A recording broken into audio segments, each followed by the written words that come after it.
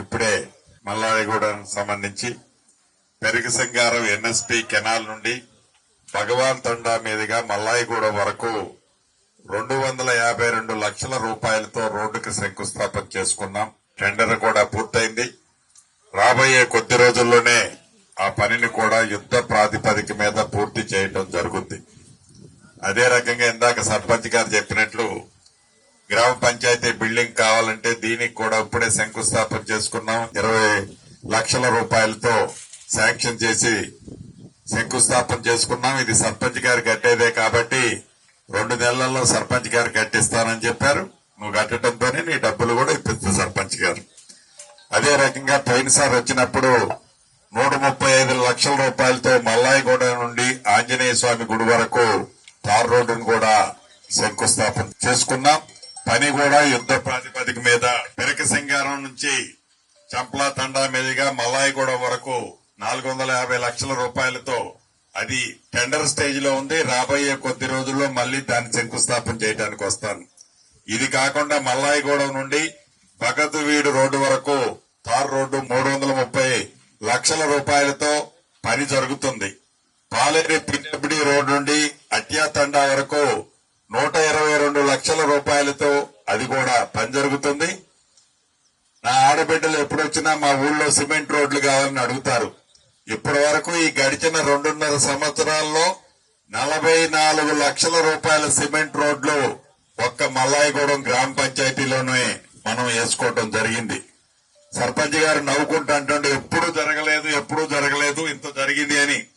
రమారమి ఈ మీ దీవెనలతో వచ్చిన మన ప్రభుత్వం వచ్చిన తర్వాత 13,60,00,000 రూపాయలు మల్లాయగూడానికి సంబంధించి మనం ఇప్పటి వరకు శాంక్షన్ చేసుకున్నాం. వివిధ పనులు పూర్తయ్యే స్థాయిలో కూడా ఉన్నాయని చెప్పడానికి సంతోషిస్తున్నాను. ఇది కాకుండా ఇందిరమ్మ ఇల్లు ఇచ్చాం. ఎన్ని ఇచ్చాం ఈ ఊరికి? సో 8 ఇచ్చినవంటే అది 40 లక్షల రూపాయలు.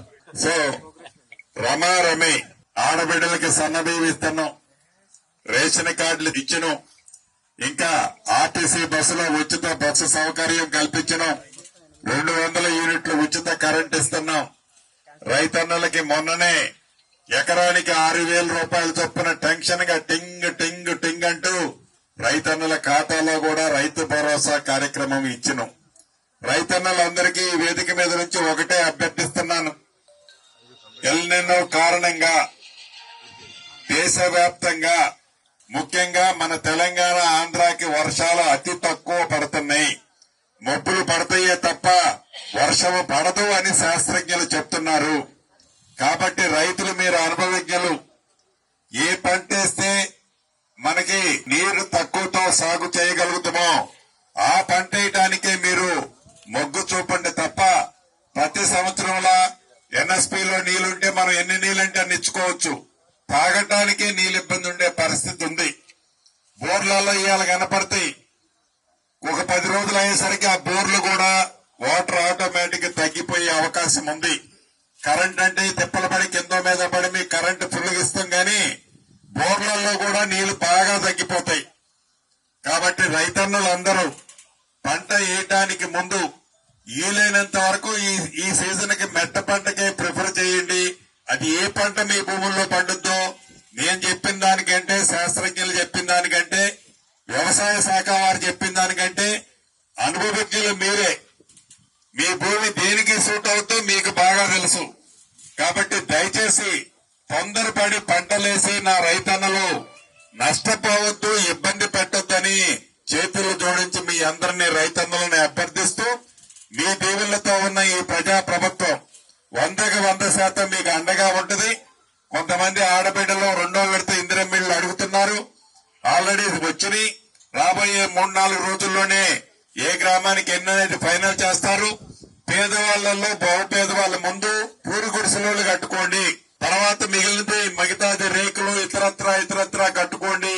పేదవాళ్లలో బహుపేదవాళ్ళ ముందు కట్టుకోండి. ఇచ్చే 2వ విడత కాకుండా ఇంకా 2 విడతలు ఎన్నికల లోపలనే ఇవ్వటం జరుగుద్దని ఈ వేదిక ద్వారా మీ అందరికీ తెలుపుతూ మీ అందరి దగ్గర సెలవు తీసుకుంటున్నాను.